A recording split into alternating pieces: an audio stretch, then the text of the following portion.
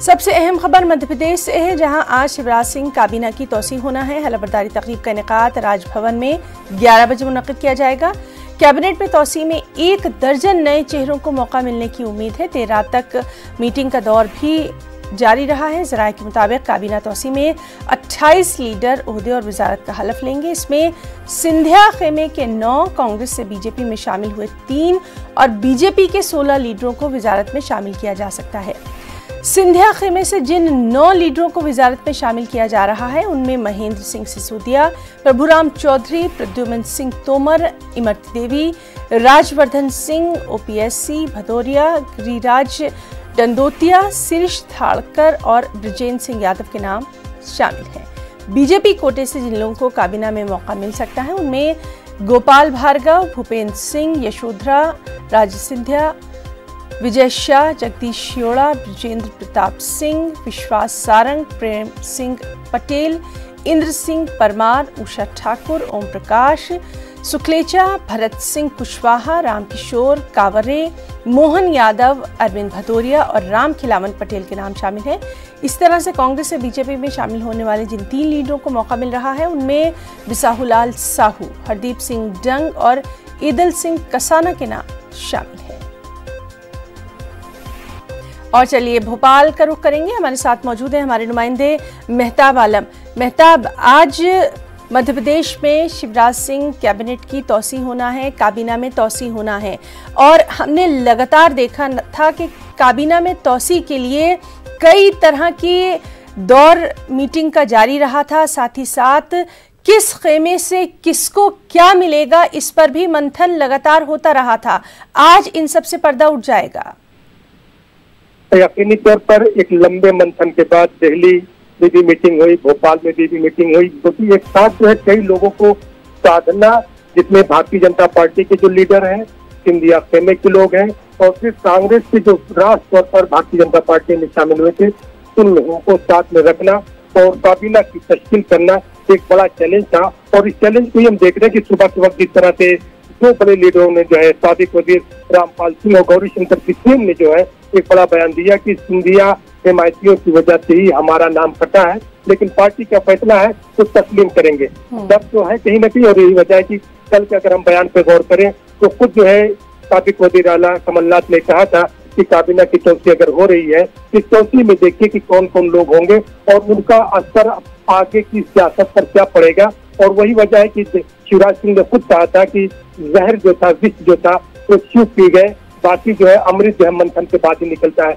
अब यही देखना है कि आज जो काबीना की तौसीह हो रही है, उस तौसीह में जो नाम निकल कर आ रहे हैं, ज़राए का जो कहना है कि उसमें जो लीडरों के जो नाम है, इसमें जो है 16 लीडर तो भारतीय जनता पार्टी के, 3 लीडर वो हैं जो कांग्रेस के राष्ट्र तौर पर भारतीय जनता पार्टी में शामिल हुए, और 9 लीडर वो हैं जिनको मौका मिल रहा है, जिनके नाम वजारत में शामिल है, वो सिंधिया खेमे के हैं।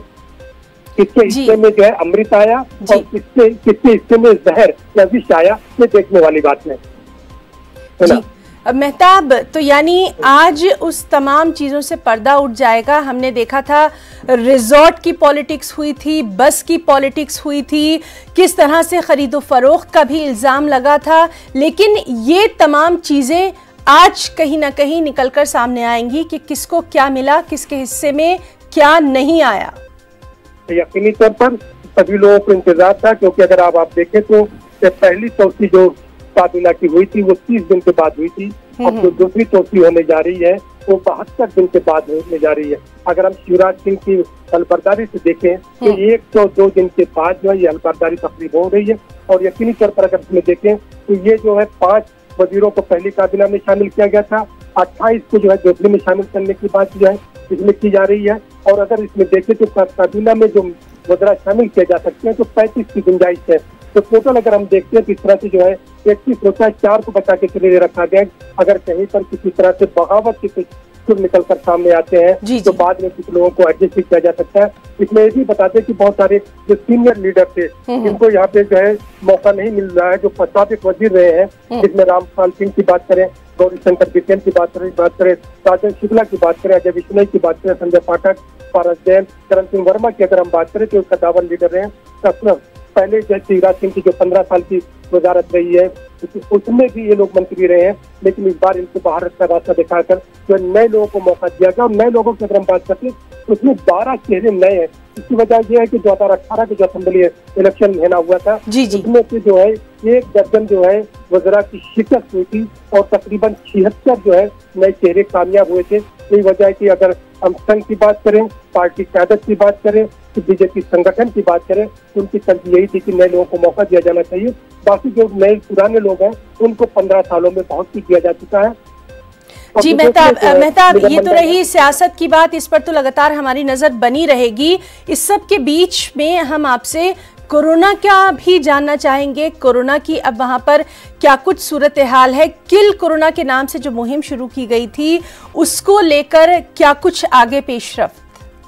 देखिए, किल कोरोना मुहिम जो शुरू की गई है 15 जुलाई तक जारी रहेगी। इसमें 11,498 लोगों को शामिल किया गया। कोरोना मित्र के नाम से भी और समाज तंजीमों को भी शामिल करने की कोशिश की गई है, लेकिन कोरोना का कहर कहीं से रुकने का नाम नहीं ले रहा। मध्य प्रदेश में कोरोना जो मरीज है उनकी तादाद 14,000 के पार हो गई है और इस वक्त सुबह की अगर हम बात करें तब तक जो है 46 मरीज सामने आ चुके हैं, जिसमें 19 का ताल्लुक अकेले इंदौर से है।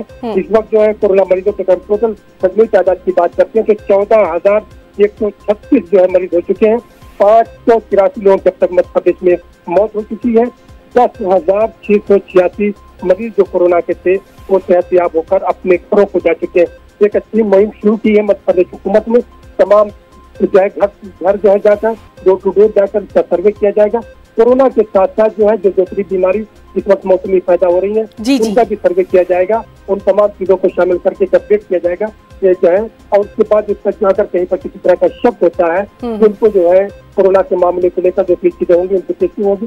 और खुद वज़ीर आला शिवराज सिंह ने कल कहा था कि अभी तक जो है रोजाना हम 7,000 टेस्टिंग कर रहे हैं, लेकिन आने वाले दिनों में हम जो है 15 दिन में कम से कम 3 लाख टेस्टिंग का टारगेट रखेंगे ताकि इस वबाई बीमारी का मध्य प्रदेश से खात्मा किया जा सके। मेहताब, आखिर में आपसे जानना चाहेंगे, टारगेट रखे जा रहे हैं, दावे किए जा रहे हैं, बहुत सारी मुहिम उनकी शुरुआत भी की जा रही है, क्या अमली तौर पर वहां पर ऐसा कुछ नजर आ रहा है? आपसे ये जानना इसलिए ज़रूरी है क्योंकि लगातार हम देख रहे हैं कि मध्य प्रदेश में चाहे इंदौर की बात कर लें, भोपाल की बात कर लें, लगातार मामले बढ़ते जा रहे हैं। जब इतने सब इक़दाम उठाए जा रहे हैं तो फिर इसमें कमी होती क्यों नहीं दिखाई दे रही? इसमें कई चीजें हैं जिस पर नजर रखने की जरूरत है जी। जब मध्य प्रदेश में पहला मामला आया था 20 मार्च को जो है जबलपुर में पहला मामला आया था, 22 मार्च को जनता कर्फ्यू, उसके 2 दिन बाद जो है फिर लॉकडाउन का सूरत हाल। हम ये देख रहे हैं कि जब लॉकडाउन लगाया गया तब मामले इसमें नहीं थे, लेकिन लॉकडाउन के बाद अगर हम बात करें मध्य प्रदेश की तो एवरेज जो है 200 से 300 के बीच रोजाना मरीज सामने आ रहे हैं, क्योंकि अनलॉकडाउन में जिस तरह से लोगों को खोला गया और ये सारी चीजें जनता के ऊपर आवाम के ऊपर छोड़ दी गई कि आप खुद अपना ख्याल रखिए। अब सवाल ये कि अगर आवाम को खुद अपना ख्याल रखना है तो ये ख्याल आवाम उस वक्त भी रख सकते थे जब लॉकडाउन भी हुआ था। उस वक्त लॉकडाउन की जो है इंतजाम क्यों किए गए थे? और दूसरी बात है कि क्या आवाम के भरोसे सब कुछ छोड़ा जा सकता है? बिल्कुल। टेस्टिंग का मामला है, इसमें मैं आपको बताऊं कई ऐसे हमारे जानने वाले लोग हैं जो महकमा सेहत के हैं, तो उनको जो है कोरोना के टेस्ट किया गया और टेस्ट की रिपोर्ट 9 दिन के बाद आती है और 9 दिन तक वो अपने लोगों के साथ, अब फिर एक डॉक्टर अगर 9 दिन तक लोगों के बीच में घूम रहा है तो उससे जो है जी मेहताब, तो बिल्कुल सही आपका तज्जिया जो है वो निकलकर सामने आ रहा है। आपने पहले भी ये बात कही थी कि कोशिश दोनों तरफ से करनी है, इंतज़ामिया को भी करनी है और लोगों को खुद भी अपना ख्याल रखना है। इस चेन को अब तोड़ना ही होगा। बहुत बहुत शुक्रिया मेहताब तमाम तर तफसीली बातचीत के लिए, आपके तमाम तर तज्जिए के लिए। तो नाज़रीन, ये थे हमारे साथ हमारे नुमाइंदे मेहताब आलम।